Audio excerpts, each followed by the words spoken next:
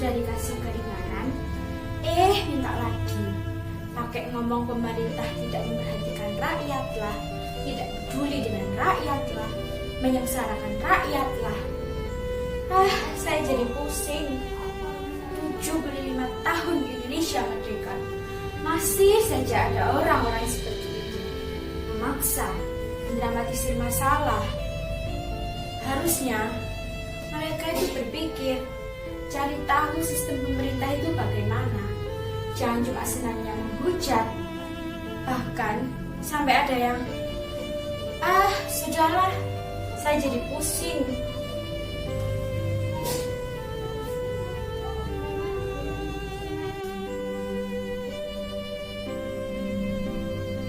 Harusnya mereka itu beruntung.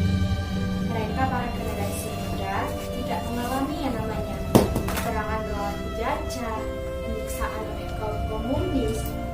Tidak seperti saya dulu, sekolah saja harus minum makan gaji seorang orang. Tapi hal-hal seperti itulah yang membuat orang-orang zaman dulu pintar-pintar, sehat, kuat. Tidak seperti orang zaman sekarang, misalnya cuma saya jadi heran, kenapa orang-orang zaman sekarang seperti ini? Apakah ini dampak dari kemerdekaan? Pak Le, Bule, Pak D, Om, Tante, kalian tahu nggak kalau kemerdekaan itu ialah hak segala bangsa? Pak Le, Bule, Pak D, Om dan Tante, kalian tahu tidak kalau kemerdekaan itu ialah hak segala bangsa? Kalian tahu tidak kalau kemerdekaan itu ialah hak segala bangsa? Kalian mengartikan kemerdekaan adalah kebebasan. Kenapa kalian selalu protes ketika ada orang-orang yang hobinya mengambil uang rakyat? Seharusnya kalian tidak perlu protes. Harusnya kalian juga tidak perlu menghujat. Ingatkah kalian terdakwa korupsi yang menghebohkan negara kita?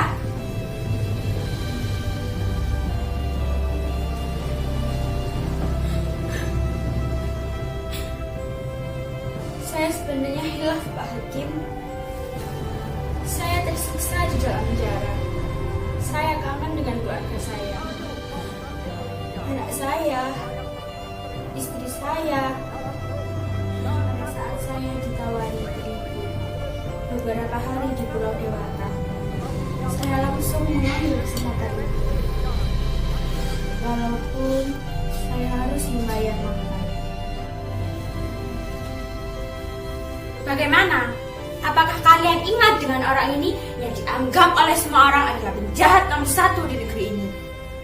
Kalau kalian masih ingat, masihkah kalian mempertahankan jawaban kalian bahwa kemerdekaan adalah kebebasan?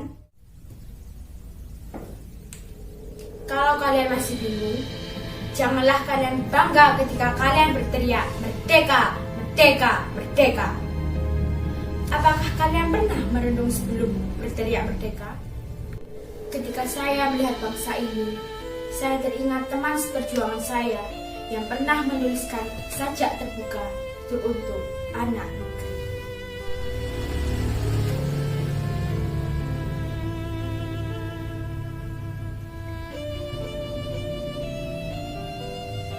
Surat ini ditujukan kepada penguasa-penguasa negeri ini.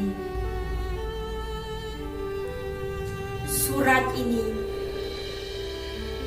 adalah sebuah sajak terbuka. Ditulis pada sebuah sore yang biasa oleh warga negara yang biasa dari Republik ini. Surat ini ditujukan kepada penguasa-penguasa negeri ini. Mungkin dia bernama Presiden, Jenderal, Gubernur.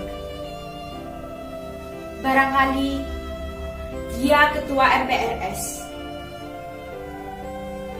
Taruhlah dia anggota DPR atau pemilik sebuah perusahaan politik bernama partai.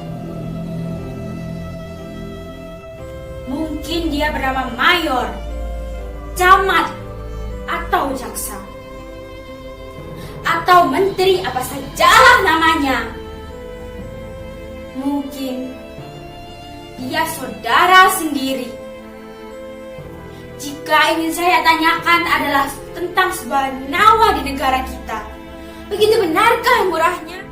Agaknya setiap bayi dilahirkan di Indonesia, ketika tali nyawa dihembuskan Tuhan ke besarnya dan menjeritkan tangis bayinya yang pertama, ketika sang ibu menahankan pedih rahimnya di kamar bersalin, dan seluruh anggota keluarga berdoa dan menanti ingin akan datangnya anggota kemanusiaan baru ini. Ketika itu tak seorang pun tahu bahwa 20, 22 atau 25 tahun kemudian bayi itu akan ditembak oleh bangsanya sendiri dengan pelor yang dibayar dari hasil bumi serta pajak dari kita semua. Di jalan, di depan kampus, atau di mana saja. Dan dia tergolek di sana jauh dari ibu yang melahirkannya, jauh dari ayahnya yang juga mungkin sudah tiada. Bayi itu pecahlah dadanya, mungkin tembus keningnya. Darah yang mengantarkannya ke dunia, darah kasih sayang. Darah lalu melepaskannya ke dunia, darah kebencian. Yang ingin saya tanyakan adalah, begitu benarkah gampangnya? Apakah mesti pembunuhan itu penyelesaian? Begitu benarkah murahnya? Mungkin sebuah nama jauh lebih penting. Disiplin, tegang, dan kering. Pengabdian ke negara-negara asing jauh lebih penting. Mungkin saja ini adalah sajak terbuka. Maafkan para student sastra, saya telah menggunakan bahasa biasa dalam puisi ini. Kalaulah ini bisa disebut puisi, maafkan saya telah menggunakan bahasa terlalu biasa.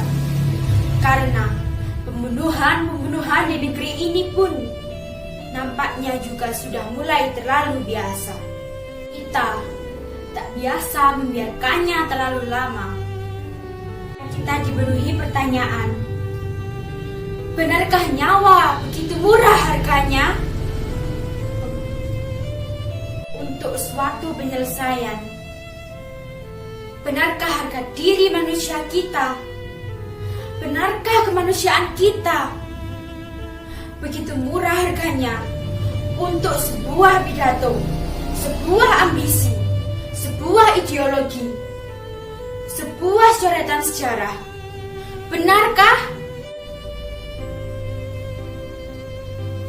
Apa artinya kemerdekaan bila nyawa tak dihiraukan? Apa artinya kemerdekaan bila hati kita masih tersiksa? Apa artinya kemerdekaan bila harga diri bangsa berada di bawah telapak kaki bangsa-bangsa komunis?